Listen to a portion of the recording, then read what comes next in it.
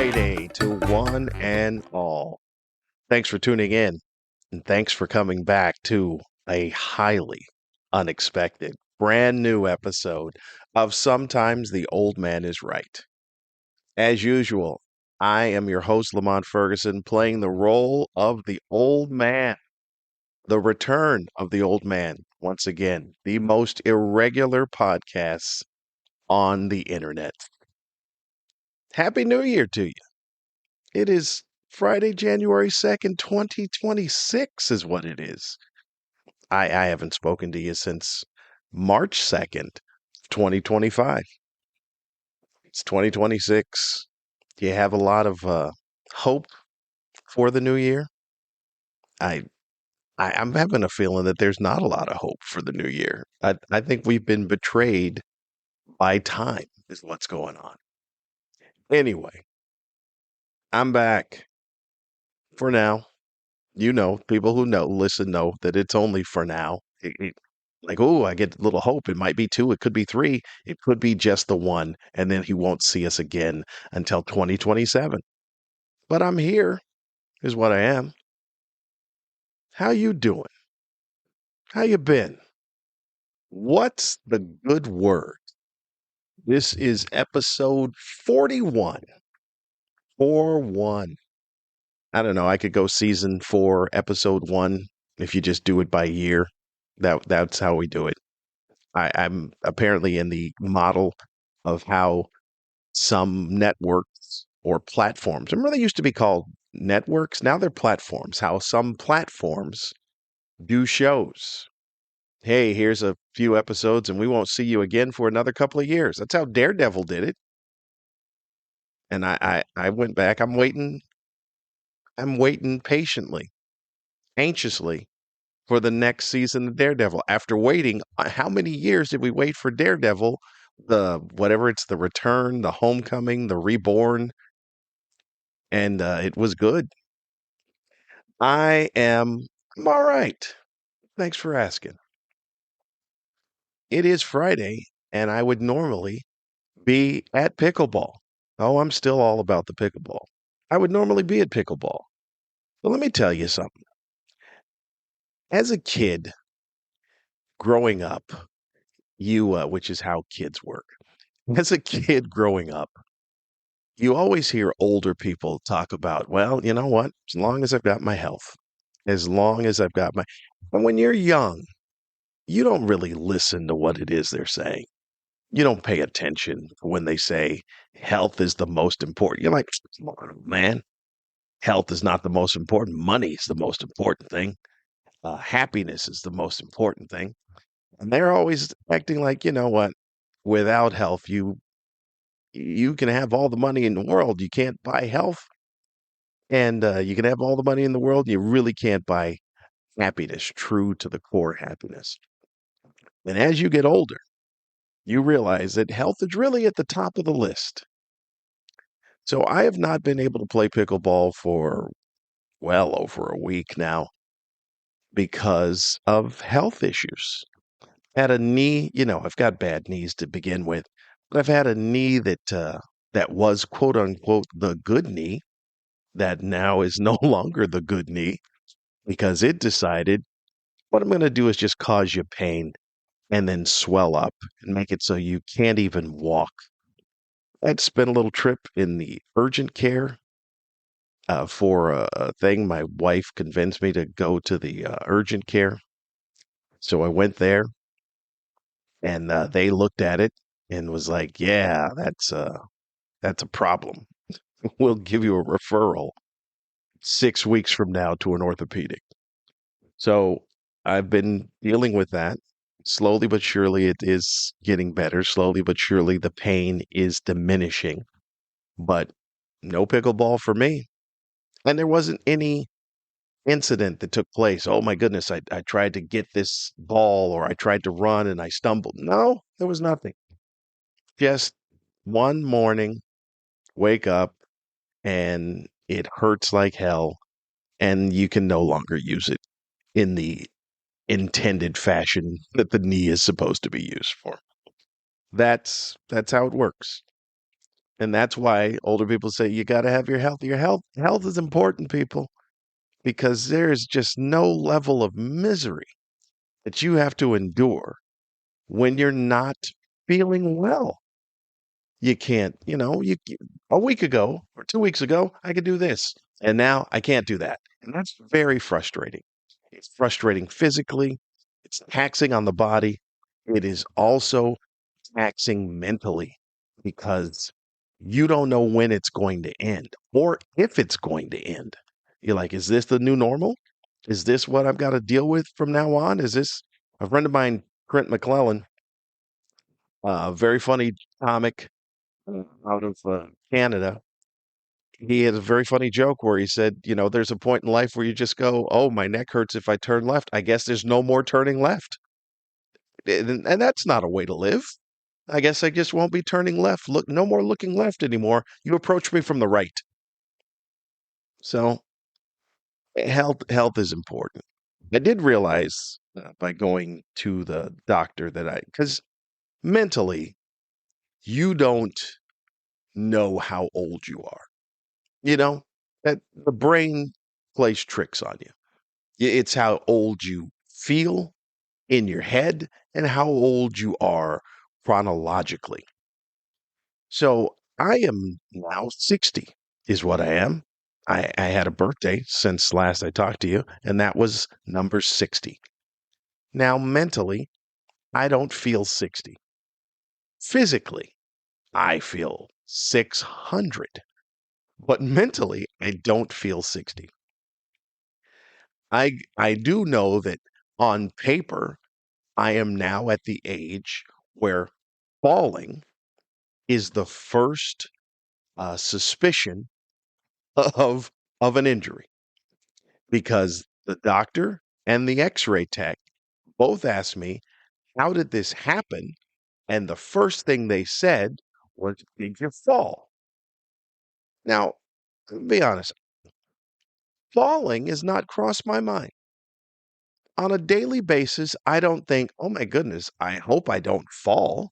And that's probably how it happens. But it's never crossed my mind that I might fall.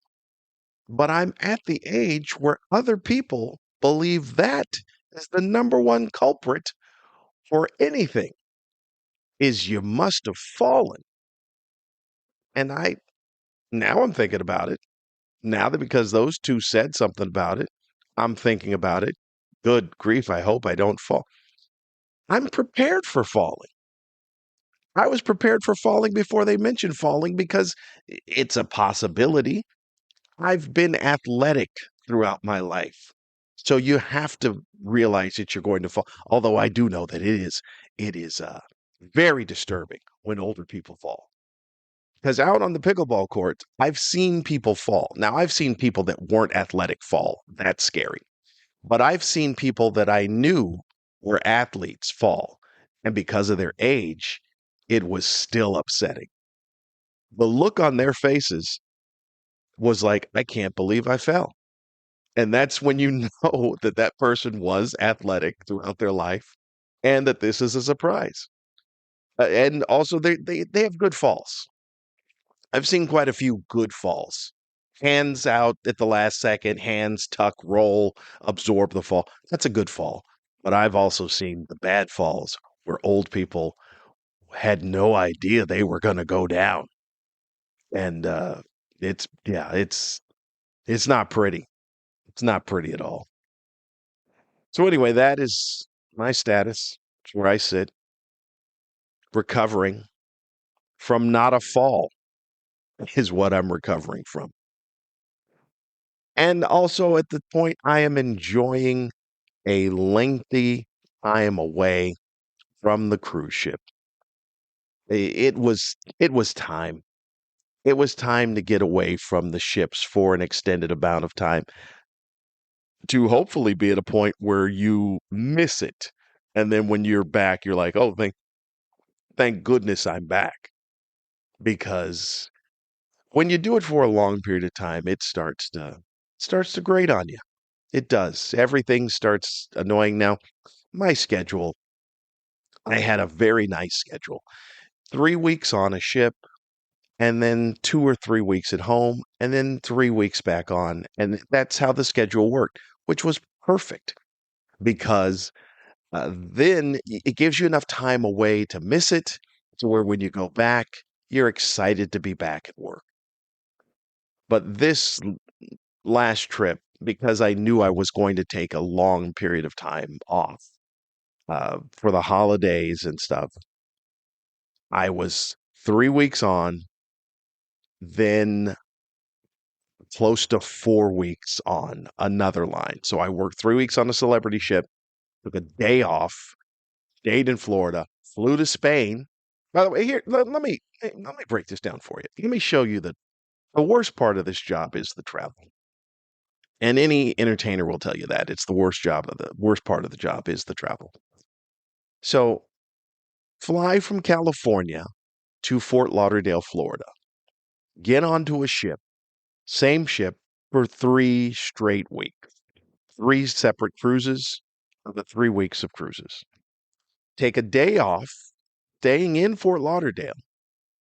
The next day, flying to Malaga, Spain, to then get on to a Holland America ship, which was crossing back to Fort Lauderdale.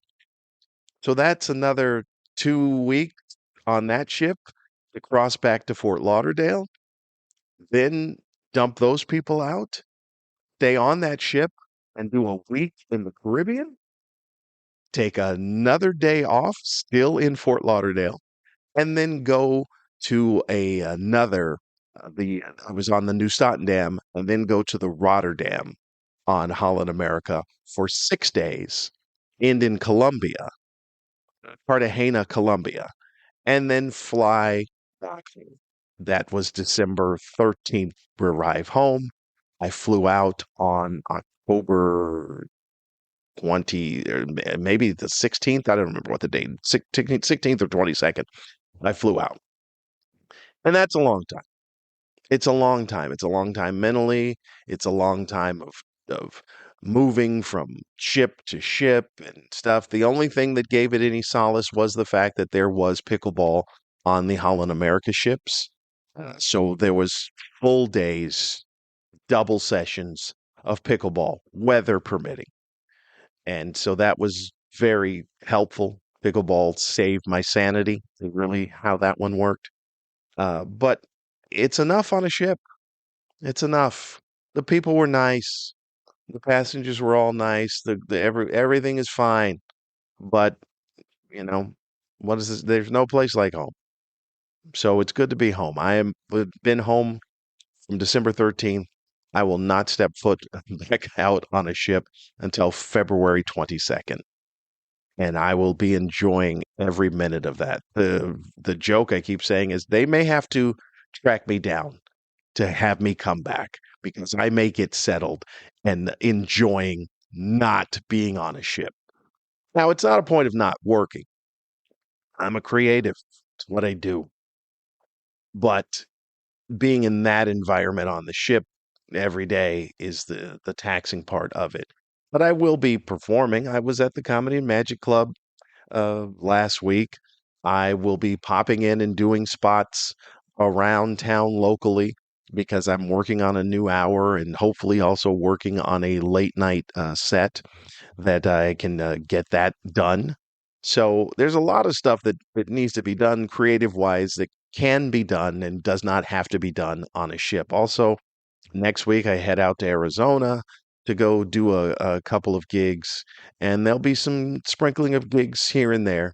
You know, keep sharp. And so hopefully when I get back out, February 22nd, I've got a new hour to do on the ships, which will make me excited. Like to tell you, as a comic, the exciting part really is being able to do new material and having it work. And from my aspect of a jokesmith, it is the tinkering of jokes. It is, hey, here's the premise. Let me tell it the first time.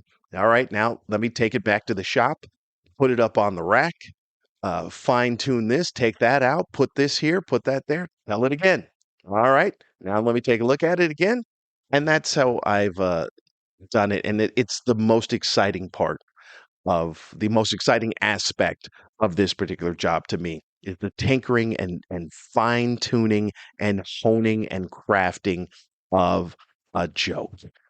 Ah, very exciting. And I started a little bit ago. I got a couple of things and a thing about dogs, a thing about LeBron. And so yeah, it's very, very exciting to be able to do that. And that's what gives me joy. So that's what I look forward to at this time off.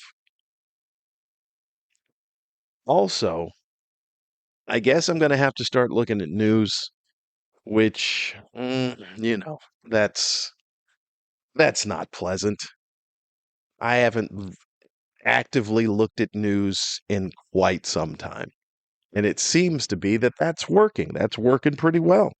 It's made me happy, made me happier. I don't know if I've ever been happy to be honest with you, because I'm just cranky is what it is. But I did take a look last. I said this before, and I there needs to be a microphone and something recording me at all times to where when I'm all fired up, that's when I should be sitting down at the podcast. That's when I should be doing it. Because what happens is that little moment of me being fired up passes. And then when it's scheduled time for me to sit down and do the podcast and start recording, I don't have the same passion. A few days ago, on fire in Fuego is what I was. Because I some reason took a look at news and it was insanity. Now, this is aside from the political thing, because one of the reasons I don't take a look at the news is because of the political landscape. We got Trump reelected in office, and it's Trump. I don't know why. I've said this many times before. I don't know why anybody is surprised by this dude and anything that this dude does, because he is on brand every single time. He's the most consistent Trump that you will ever find. There's nothing about him that is surprising. There is things about that he does you go, "Wow, that's crazy." Well, yes, of course it's crazy. He's him. And you know, he is who he is. I don't understand the chasm. That's the thing about it. There are people who look at him and go, "Man, that is the greatest man to ever walk on the face of the earth." And I don't get that at all. Those people, the people who have deified him, the people who want to appease him and I guess maybe just want to be in his circle. I think that's what it is because he's created this cult of society, this type of that dude is great. Why? Because he said he was great 700 times in a row. So therefore he must be great. And people buy into that. And then there's the other people that can't stand him. They can't stand the sight of him and they base it on the merit of whatever they've seen, the ideas that they've measured up to, and they go, well, this is not. For me, it's the hypocrisy, it's the duplicitousness. Whoa, I don't even know if that's a word. That's a lot, boy. That's a big one too. If that's duplicitousness, I think that's two different forms of words being put together. But if I was Trump, that would all of a sudden be a word. See, that's the thing about me that gets me annoyed by that dude. But, you know, do what you want. Have at it. Have at it as long as you have your health. It's all that matters. But that's the thing. I don't watch because of that. And I can't watch any news because now the news is so crazy. Every news has their own little motive. They have their own little ulterior motive that going in. CNN, I'd said this one first when Trump first got elected. I'm like, wow, they really hate Trump because they ran a story about ice cream. I don't know if you remember that, about how many scoops of ice cream he got. And I thought, I don't think that's a story. I don't think you can. He's the president. they said everybody else got one scoop of ice cream and Trump got two scoops. I'm like, well, what are the perks of being a president if you can't get an extra scoop of ice cream? So CNN is out of their mind. Fox News is a fairy tale, and MSNBC and they're all, they've got their things about it too. And I just want news is what I want. I want news without a skewed opinion. I can make my own opinion. I don't need you to lead me on an opinion, which also leads me, why are we still listening to people? Why do we have a society that is led by the opinions and thoughts of other people? That's what it seems to be based on. Rotten Tomatoes, Yelp, anything on the internet. Hey, I went here. Here's a review, and this many people think this. Well, you know what? I'd like to make my own opinion. That's why I have never looked at a review of a movie and had it influence whether or not I was going to go see the movie. Because you know me. Have you seen people? Have you had any dealings with people? Have you seen the decisions that people have made? They've got a long history of really bad decisions as a group. I've said this before. I will say it again. I am along the lines with George Carlin. That's maybe the only time that I'll be compared to George Carlin, isn't that where George Carlin said, not a fan of people. Uh, I like them one on one, but anything more than one, then they become a little weird. Now, I'm paraphrasing that, but that's the gist of what he was saying. And he's absolutely right. I've never been a big fan of people, ever. And that's why I like my fan base. My fan base, we bond on the common ground of a dislike of people. And somehow we have massed together as a group. When I go to a show and there's an audience there that, hey, we're here to see Lamont, they know, hey, we don't like people. Then and the people there, not a big fan of each other, but they can bond on that one common interest is that we all dislike people. And we'll gather as a group to dislike one another. So I don't know why we're still listening to people. So in groups, oh, the masses said that, okay, I again, have you seen people? I've seen them. Not a lot of hope. So I don't, like I said, I don't watch the news. A couple of things did get me fired up, and I really don't like to be. Well, I guess it's not the point that I don't like.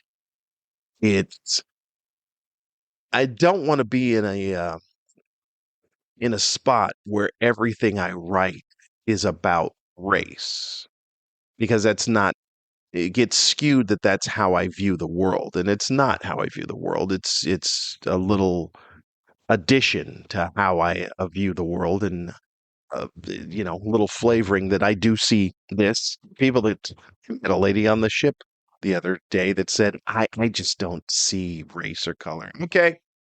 You also don't see the truth either, because you just lied to my face. That's what you did.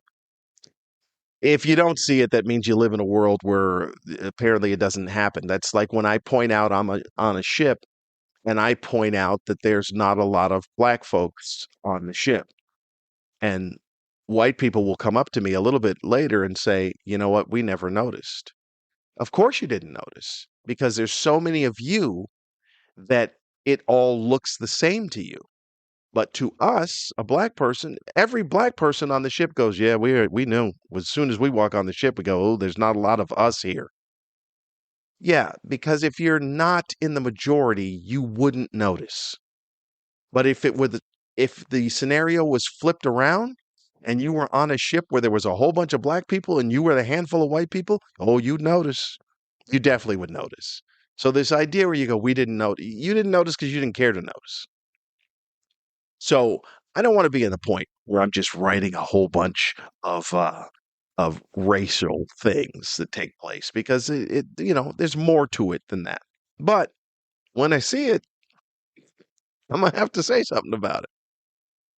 And there was a woman, I saw a news story about a woman that flipped out and was talking to a Somali, I bet they were a Somali couple in an ice cream store. I want to know where that place was. Hold on just a second for crying out loud.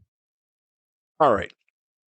There was an incident with an employee at a Cinnabon, and the clip showed her yelling racial comments at a Somali couple. Apparently, is what a Somali couple that was in the Cinnabon in Wisconsin. And so the woman got fired, the employee got fired. And then, of course, folks decided to start a GoFundMe for her as they believe she should have had I don't know, had the right to be able to yell racial slurs at customers. And they raised it was up to $100,000. My thought is because of the climate today, uh, I look at that woman as being a genius, and I'm surprised that it doesn't happen more because I've seen this happen. Wasn't there another incident where there was a lady that was yelling at a kid and she was, I'm not necessarily sure this, but she was being racial or racist towards the kid. I'm not sure. There was something about, and then they raised money for her too.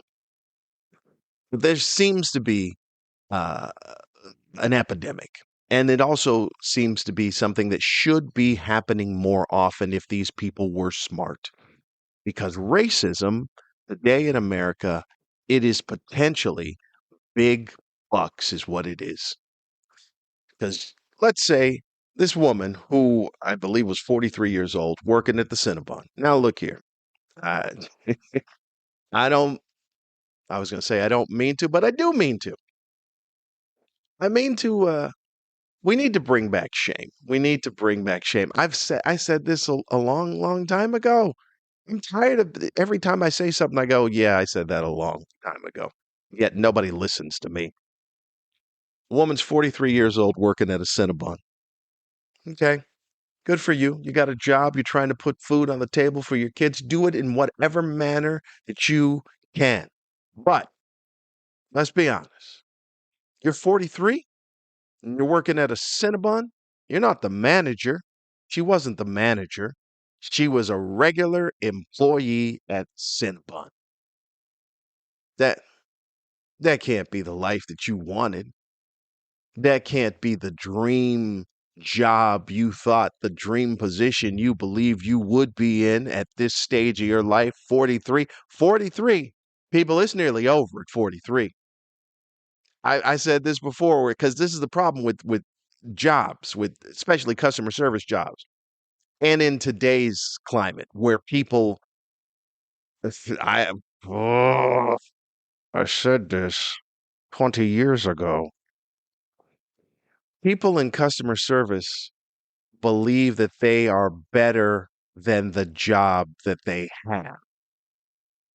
And that's not how it used to be. If you were a dishwasher, you tried to be the best doggone dishwasher you could possibly be. But now people believe that this isn't the job I should have.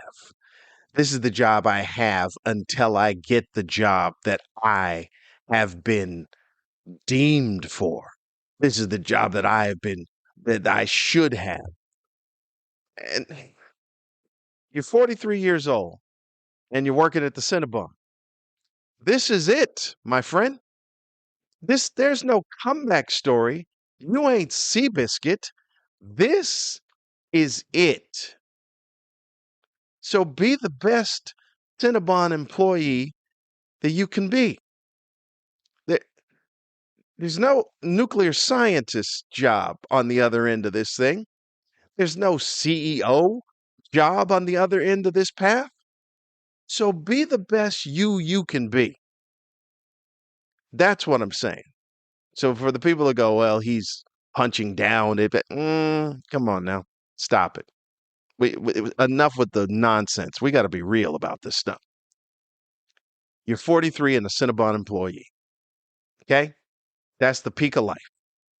43. I can't tell you about the person that was 43 working at the Cinnabon, and all of a sudden, 60 years old, they became the new Jeff Bezos of the world. That doesn't happen. That's not the path you're on. Okay? You were in show business. If you're in show business, that's where the path can be that. Hey, he was working here, but he was also doing something in show business, and then he got his big break. 43, Cinnabon in Wisconsin. Ain't no break coming. No break coming. My point about racism is that it's big business. You're 43, you work at the Cinnabon. You hate that job. You can't stand that job. And it's the Cinnabon in a mall. So that means you don't even have weekends free. Like the rest of us that have jobs, people that have jobs that don't like going to those jobs, they know Saturday that job don't exist. Hey, Monday through Friday, I'm working in the cubicle, but Saturday and Sunday, that office building may have burned to the ground, but it does not exist in my eyes. So I can do whatever I want to. You work at the Cinnabon at the mall, Saturday and Sunday, nah, you could be on that schedule, my friend. You could be on that schedule. You don't even have a weekend.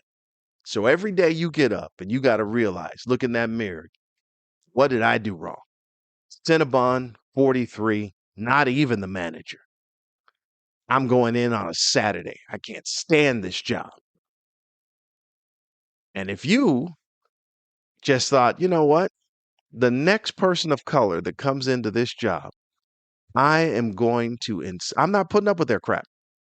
I'm going to insult them. I'm going to go crazy and yell racial slurs in their face. And guess what? I will get fired.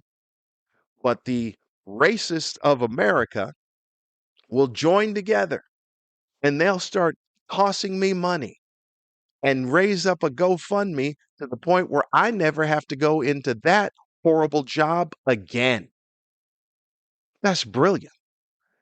And that's what this society has become because the racists come a running in support. Well, she should have the right to yell the N word in somebody's face. Oh, okay. For years I've wanted to have a game show, but it's a little too harsh and too real. And it's also a little too harsh and too real to talk about on stage. And the game show is how long will it take before you call me the N word? That's the game. How long will it take? In an argument with a person of color, a black person, how long will it take your average white person to call them the N word? How long? What's the over under during an argument to call them the N word? Now, I'm not saying that everyone has it in them.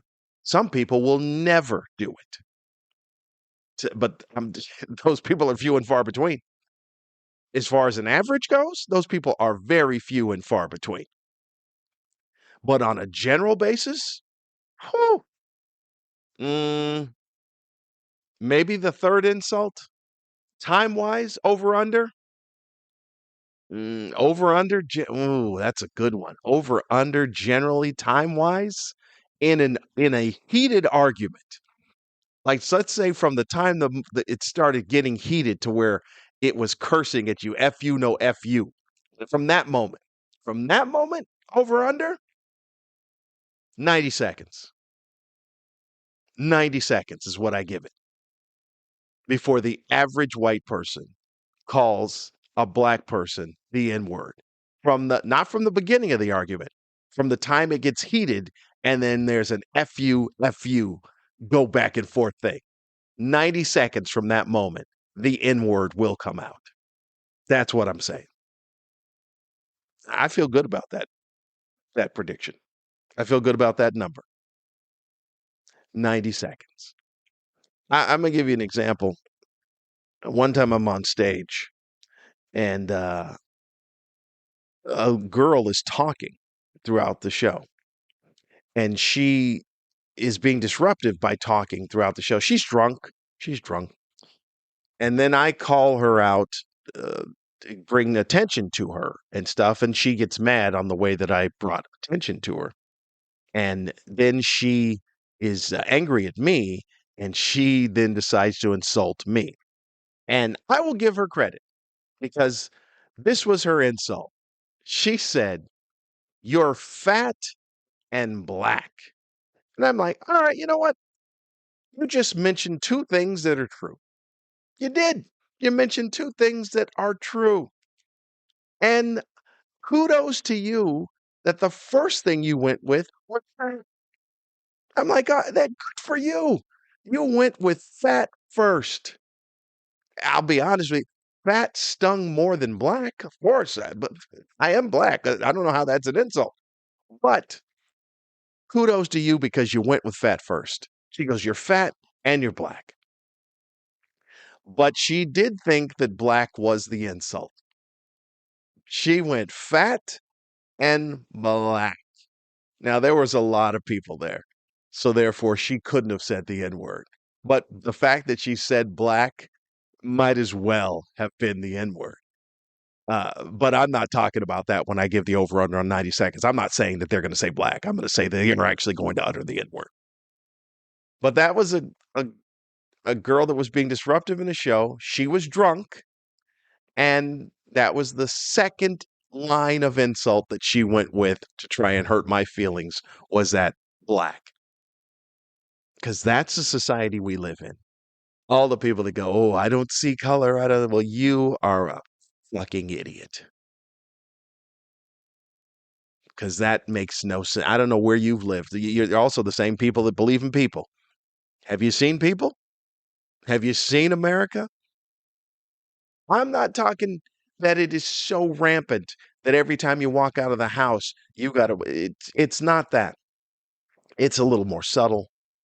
I talked to a friend of mine that was at pickleball, and he's Latino, and he experienced it with a group of people that said, "Where are you from? Where are you from?"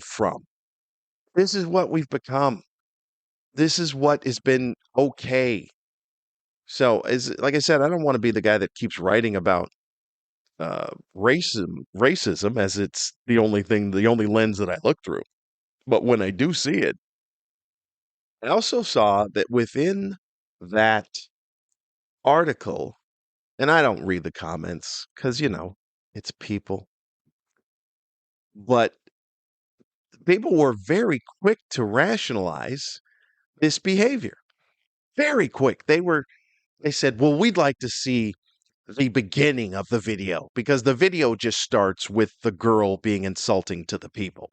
We'd like to see what brought that." So, in their minds, there is something that is justifiable to yell the N word. It's a customer service employee at a business to a person. We need to see the beginning of the video. That I'm sure there was more to it. You're sure there was more to it that made a person yell the N-word to black people in their face. There's something that must have prompted them to do. That's the other thing that is so crazy about it is that the people who raise the money for it and then the people like those people are just people that comment. Man, oh, I hate to generalize. White people, good Lord. What is wrong with you? Take yourselves. What's going on, people? What is happening with you? There is no justification to be yelling the N word in anybody's face. There's not. I don't care what was said. I don't. You go, "Oh, they did this. They said this. They were rude to me." Oh, so you just went direct to the N word, and that's what made it okay.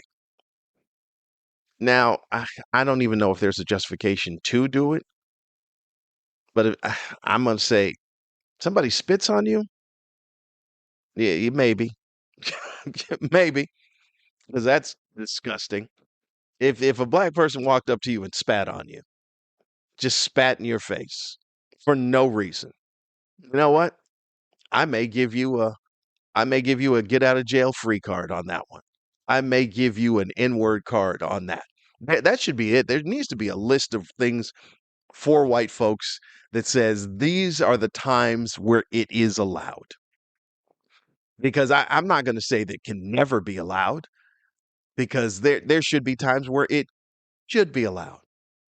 But someone was rude to you or asked you a question that you didn't like, and your shift at the Cinnabon, I don't think you're going to find it on that card. But the fact that white folks, a lot of white people can quickly rationalize it is truly amazing to me. I can go down a list. There was a sports announcer that did it at a college game called, I think he used the N-word, or he said these nappy headed, whatever it was something racist. And his thing was, no, matter of fact, I take it back, it was the N-word. His excuse, I I I I had my diabetes medicine and I didn't take it that day. It's amazing how meds can suppress racism. I didn't know there was a pill that could suppress racism. If that's the case, then we need to start get. How are the drug companies not on that? How are they not? Have you had your niggerol today? Hmm? Could you get that? Start. Forget the Sky Rizzy. Get that put out there so quick, so quick. Oh my! You know what? My blood sugar was low, and that makes my racism go up. Okay, okay, white folks, look here. You're you were grasping at straws again. Have you seen people? Have you seen people? I've seen them. That may be, and in this moment, I may have discovered the uh the title of my next special. Have you seen people? Because it's out of control. All right, let's get off of race, shall we? I could go on for many hours on the nonsense I've seen, but like I said, I don't want to be viewed that is the prism or lens that I look at the world through, because I don't.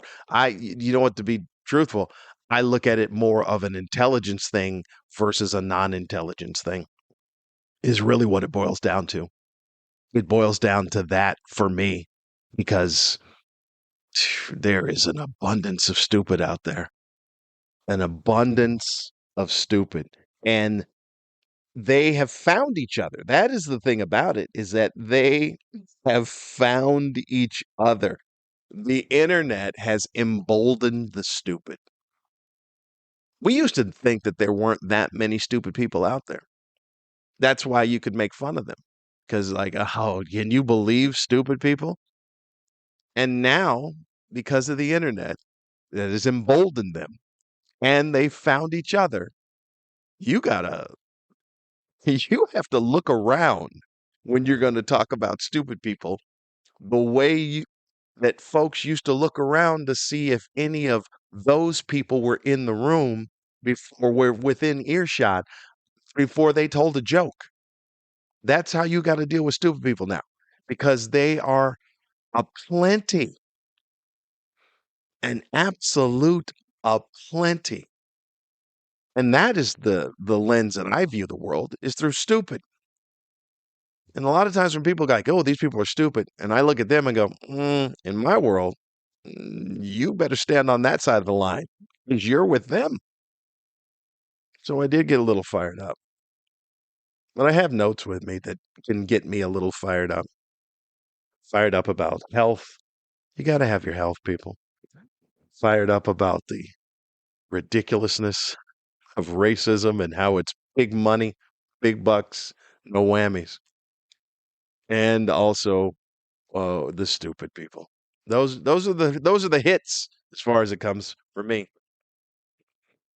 I will, like I said, be doing my thing here. I will try to be consistent. I'll try to let's put it this way. I did 3 episodes last year.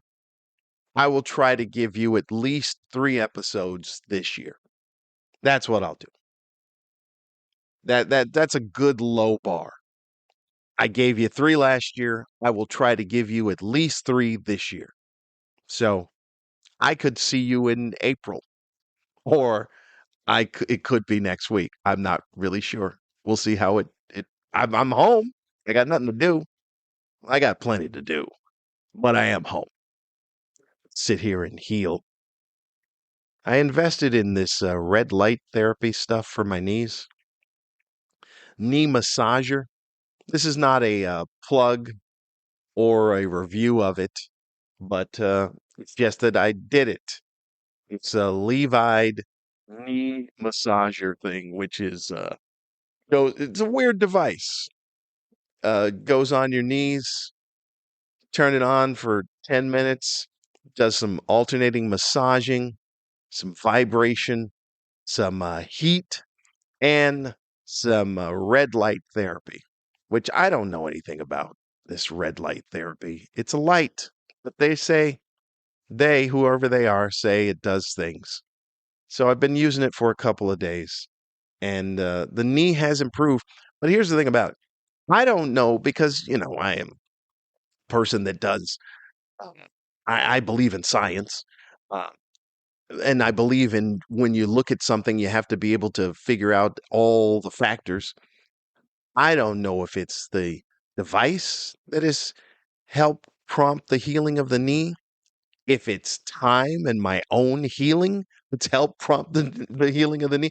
I don't know because I don't have a focus group where I could, or a control group where I could just go, well, this one was with no meds or no, you know what I'm saying? So I'm just hoping it works and that eventually I'll be able to get back out on the pickleball court because without it, I foresee 500 pounds in my future. That's what I foresee. I've been active most of my life. Matter of fact, I'm gonna maybe a period of time where I took a couple of years off. That pandemic didn't help. Where I took time off where I wasn't active, but other than that, I've been playing basketball or doing something active since I was 13 years old, and that's a long time. And then all of a sudden, I found pickleball. Hey, that's cool. And then the knees have said, nope, no pickleball for you. Well, I foresee me just sitting and eating until I'm 500 pounds. You'll be seeing the story of the dude doing the uh, sporadic podcasts that had to be taken out of the side of his house. So I'm hoping it does work. So we shall see. Other than that, all is well. Kids are well, family's well. And I wish you well. I wish you the best for 2026, for the year that seems like hope has been taken out of the balloon. The hope air has been removed from the balloon. It didn't even seem like there was a lot of hope on the shows for New Year's Eve that I was watching. People were asking, "Are you excited about New Year's?" And they're like, "Yeah, I mean, it's going to happen either way. So sure, why not? Bring it on." I am a little disappointed that that comet was not an alien spacecraft. Anyone else? I'm very I really was, even though everything I saw that said it's not a spacecraft, but I still held hope in the spacecraft theory. I really wanted it to be a spacecraft. That would have been exciting. And it just passed on by. You know why it passed on by? It saw people. That's why. And I don't blame it. You made a good decision, alien spacecraft. Keep on going. Keep on keeping on. I'm curious as to what craziness 2026 has in store for us. Will there be World War III? What other insanity will take place to where we go, wow, that, the thing about every year there's something crazy that takes place that by the end of the year, we can't remember that that took place. That because another crazy thing replaced it. That's that's the state of times. I would love a year that just kind of, hey, not much happened. Wouldn't that be great?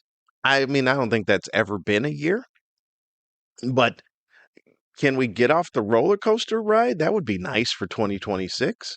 Just to have a year of, I would say normalcy, but I don't know what normal is anymore.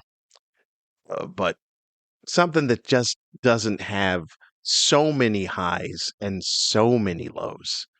That that's where we've come, where I've come to the point where that's my hope for a year. So that's what I wish for you as we're closing in on close to an hour of talking. Uh, I wish for you a 2026 that does not have so many crazy highs and so many crazy lows. That where you're just kind of steady as she goes, Captain. That's what I wish for all of you. I appreciate those of you that tuned in, downloaded, checked in, say, "Hey, is there anything new? What's he got going on? Nothing new yet? All right, we'll listen to an old one." But I appreciate all of you for seeing what's doing with the old man. See what's going on. The old man that keeps getting older, for crying out loud. I have to sit down and realize that 61 is around the corner. 61. Here's the thing also to kind of top it off with the health thing. For many years, I used to wonder because I would get older and I would go, you know what? I'm still pretty active. I'm doing a lot of stuff. I don't feel any different. And then I would see people who were just maybe a handful of years older and uh, they can't walk around. They're doddering around. They're on a cane. They're this. And I'm like, when does that happen? When does it happen? Well, I guess now I know. It's in the 60s. It's in the 60s that it happens. Little nagging injuries that take place that just continue to linger. Because up until then, it seemed like, oh, well, maybe I'm the anomaly. Maybe I'm the guy that makes it all the way to the end, uh, just as spry as I've been. Nope, it always catches up to you. It catches up to us. It's caught up to LeBron. He was out with sciatica. I don't know if you guys realize that. LeBron was out with sciatica at the beginning of the season. Matter of fact, uh, he was out with sciatica at the beginning of the season, came back, played a few games, and then was out again with sciatica and arthritis. Those are old people ailments. Old people ailments is what that is. So watch out for the All Star break when the diagnosis is shingles. And I just don't want him to be around so long to where he dribbles into the front court and can't remember why he dribbled into the front court. And that, ladies and gentlemen, is the LeBron James joke that I tinkered and honed and perfected. Look at how we just made a full circle all the way back to what it is that I love doing. All right, people, I'm going to let you go. It's what I'm going to do. And then I will get to doing whatever it is that I need to do. Sitting down, concentrating on healing. We'll see what happens for next week. Folks, as I said, I greatly appreciate you. I wish you the very best. I wish you a steady as she goes 2026. I talked about a lot of things here. After a hiatus of quite a few months, I talked about health is important. I talked about racism is crazy. I talked about my love of crafting a joke. And I talked about my bewilderment of the stupid people. Some of the things, some of the things I may have been wrong about. Maybe there's not as much racism out there as I believe there is. But then again, I'm viewing it from a black man's viewpoint. So I don't know. Maybe I'm wrong. Maybe I'm wrong about a lot of things. Because sometimes people can be wrong. Then you get more facts. And then you go, oh, okay. I was wrong about that.